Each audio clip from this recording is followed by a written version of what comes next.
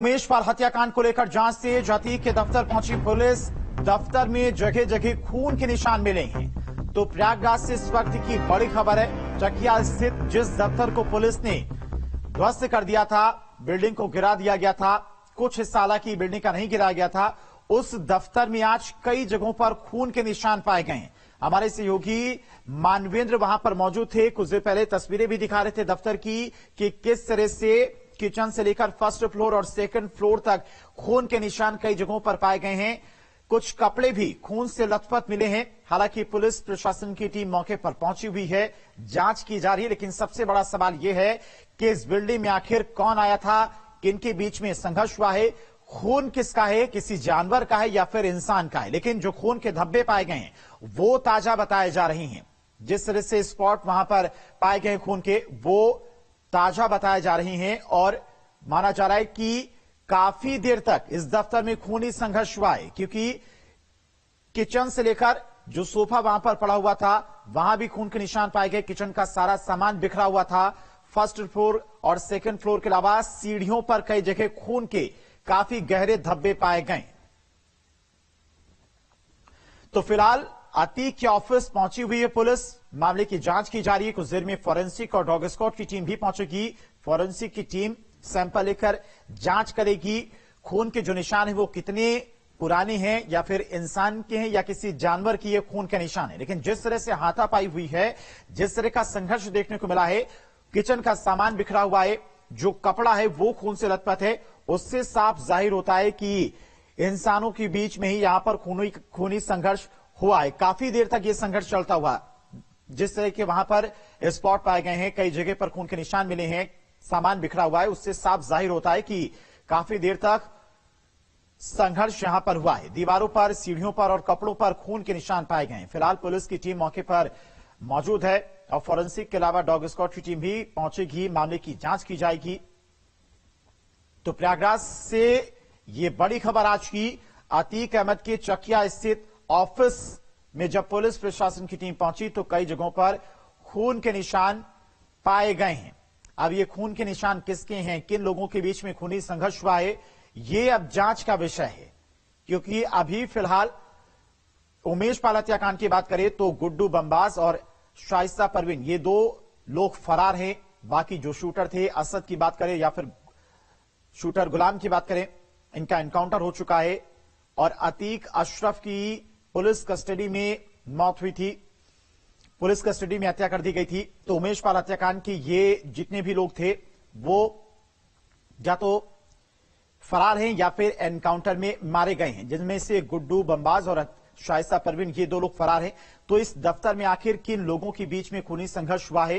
क्या अतीक अहमद के गुर्गे हैं जो अपनी आपराधिक गतिविधियों को अभी भी अंजाम दे रहे हैं, या फिर इस दफ्तर का किसी अन्य ने गलत तरीके से इस्तेमाल किया है किसी आपराधिक वारदात को अंजाम देने के लिए? ये जांच का विषय है। फिलहाल पुलिस प्रशासन की टीम मौके पर पहुंची हुई है, जांच की जा रही है। अब फोरेंसिक टीम जब मौके पर पहुंचेगी उसके बाद जो सैंपल लिए जाएंगे, सैंपल की रिपोर्ट आने के बाद साफ हो पाएगा कि ये खून के धब्बे कितने पुराने हैं, किनके बीच में खूनी संघर्ष हुआ है, किसी जानवर के ये खून के निशान है या फिर किसी इंसान के। लेकिन जो हालात वहां के हैं दफ्तर के, जिस तरह से खून के धब्बे सीढ़ियों पर, कमरों में, किचन में और सोफों पर निशान पाए गए, उससे साफ जाहिर होता है कि इंसानों के बीच में यहां पर खूनी संघर्ष हुआ है।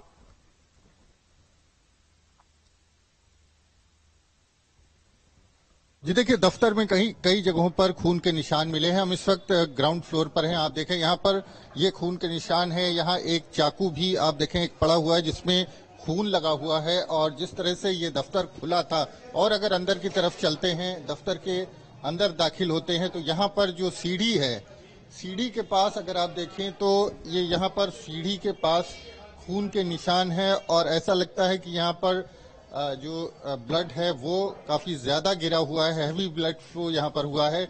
और यहाँ पर भी आप देखें खून के निशान हैं। ये यहाँ पर ये जो सीढ़ी के नीचे का एरिया है ये थोड़ा सा अस्त व्यस्त सा दिखाई देता है।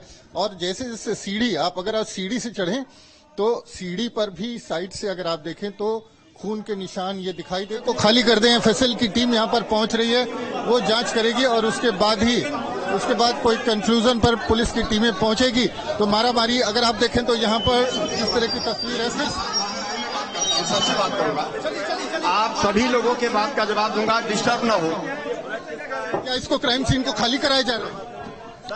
नहीं, यह तो हमारी आपकी सबकी जिम्मेदारी है। आप लोग भी जानते हैं कि फायर जो अपनी एफएसएल की टीम है, एविडेंस डिस्टर्ब हो सकते हैं। एकदम हो सकता है, इसीलिए जो है हमारी एफएसएल की टीम बुलाई गई है। हम लोग घटना जो भी है उसको सिक्योर कर दें और हम आपसे बात कर लेते हैं। आइए बाहर प्लीज।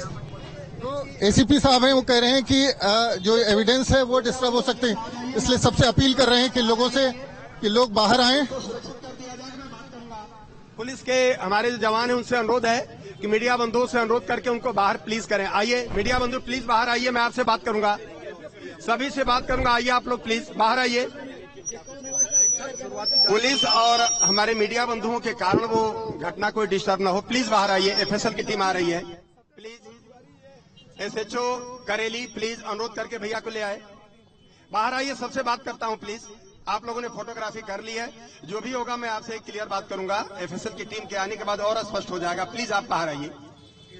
पुलिस के जवान जहां पर ब्लड है उसको आप सिक्योर कर दें, सभी लोग बाहर आ जाएं प्लीज। एसीपी साहब, क्या लग रहा है शुरुआती जांच? एसीपी थे सत्येंद्र तिवारी, उनका कहना है मीडिया से अपील करी है कि वो इस दफ्तर को खाली कर दें, क्योंकि एफएसएल की टीम है जो है वो आ रही है और क्राइम सीन जो है वो डिस्टर्ब हो सकता है। हालांकि एफएसएल के कुछ लोग यहां पर पहुंच गए हैं, लेकिन जो वैन होती है जिसमें सारे इंस्ट्रूमेंट्स होते हैं, जो सैंपल कलेक्ट किए जाते हैं, उसके सारी जो सामान है उसके साथ एफएसएल की टीम, दूसरी टीम भी यहां पर पहुंचेगी और लोगों से अपील की जा रही है कि इस दफ्तर को खाली कर दें।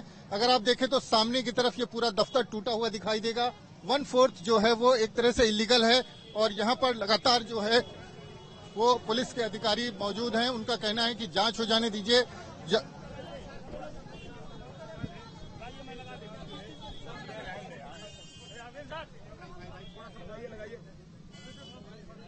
अभी आज ही सूचना मिली कि जो ये चकिया स्थित कार्यालय है,